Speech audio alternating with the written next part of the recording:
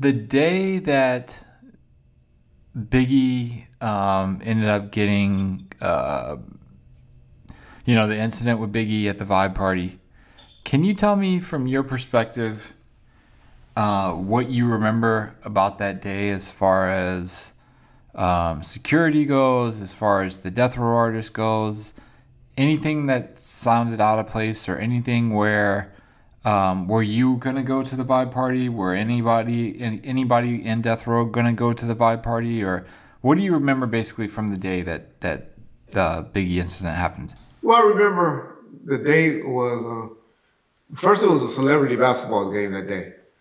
That a popular, I think her name was Diana Steele, and her dude at the time his name was Marvin, and he worked security actually for us, for Death Row, her boyfriend at the time. But they had gave a big celebrity basketball game at Cal State Dominguez, which is in the city of Carsonville, right on borderline, right by Compton. So we were all there at the celebrity game. Snoop played in it, or maybe the Dog Pound. But I know they were all there, and so I was there. Matter of fact, I brought one of my daughters. I think it was Brittany. I'm not sure if it was Brittany or Kayla. I had brought to the game with me, and we were there watching the game.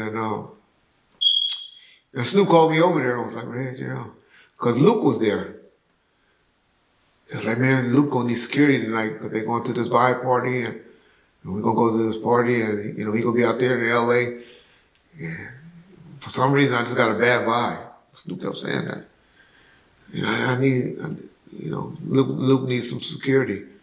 And so I gave him my number and all of that. He never called. We never hooked up with him. Matter of fact, Snoop ended up backing out, and he didn't even go to the vibe party as well.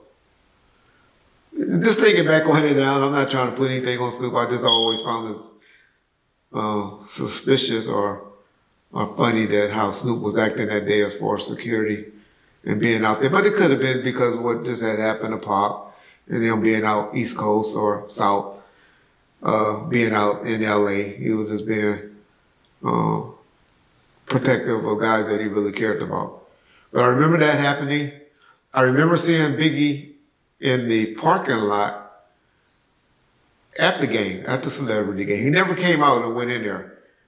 But that's when he always, and I know this for a fact, and even the cops in the Compton cop stories on the first episode, where they talking about when we knew that Biggie had went to the park, to South Park that particular day, because we literally talking about a 10-minute drive away, where knowing them, they were probably just going there to pick up some weed, not to go hang out or be at South Park.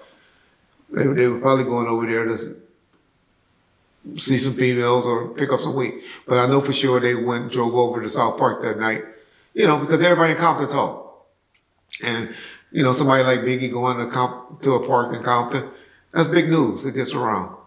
So anybody from Compton know that Biggie went to South Park that particular day and had visited South Park or that area because he was cool with those Southside dudes. It was mainly because of the relationship Von Zip had with this dude named Corey Edwards.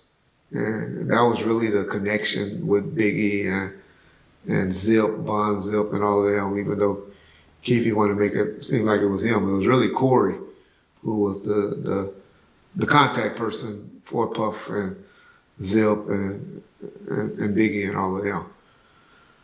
So anyway, I remember that happening. Nobody from Death Row was scheduled to go. Everybody wanted to say Quick was and this and that. Quick was never signed to Death Row, but by that time, I think Quick wasn't even messing with Death Row or hanging around us like that anymore. So Quick was out there if he was there, like with Theo from the radio station. They were real tight. Theo and Quick were real cool. They had a great relationship. Used to be on the radio all the time with Theo. He was a big radio personality out there at the time that was hot. Other than that,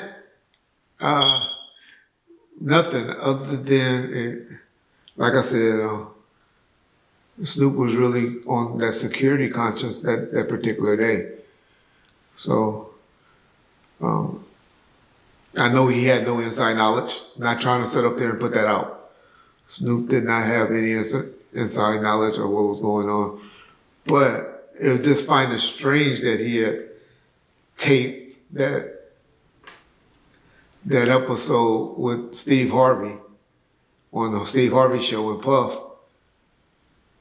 saying that everything was good and everybody was good in LA.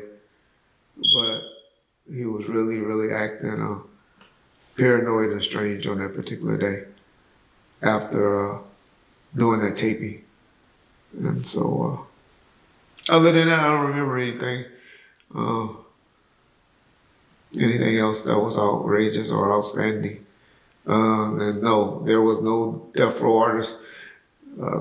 They wasn't fucking with us like that. And we didn't have, and Suge was the party one. Suge would be the one that wanted to go and be at parties and stuff like that. We didn't have no stars or nothing like that we even want to be there, other than maybe Danny Boy, but I don't even think Danny had that type of juice at that time to be, to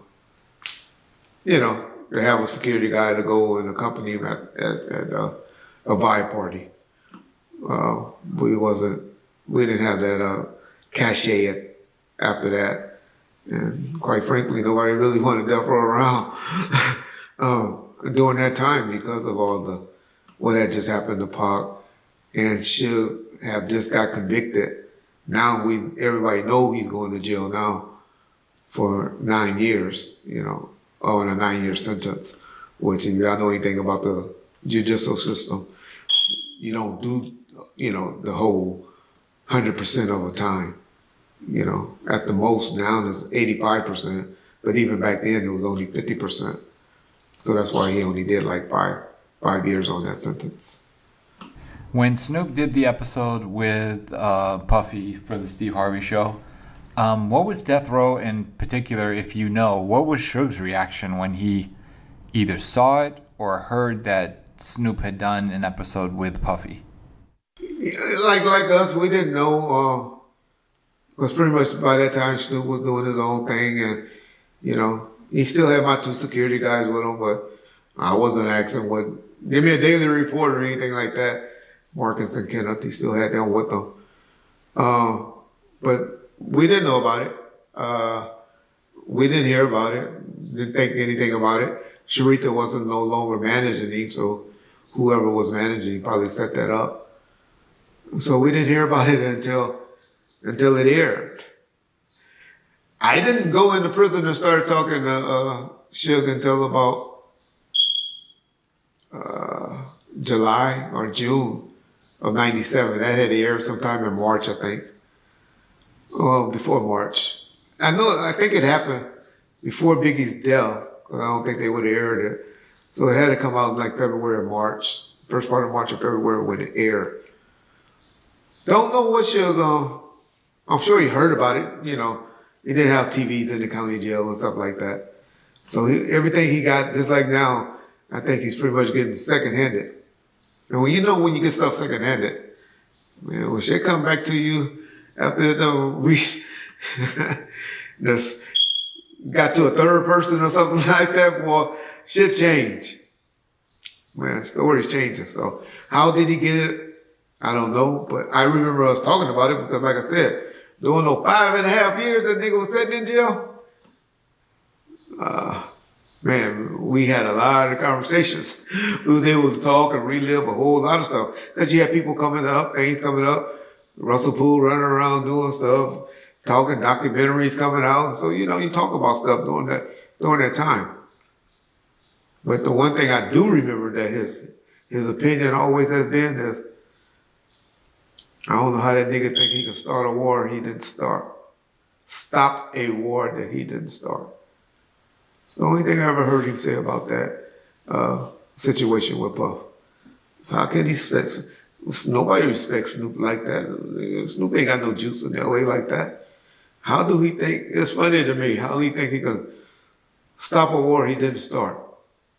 How was Suge's opinion on that?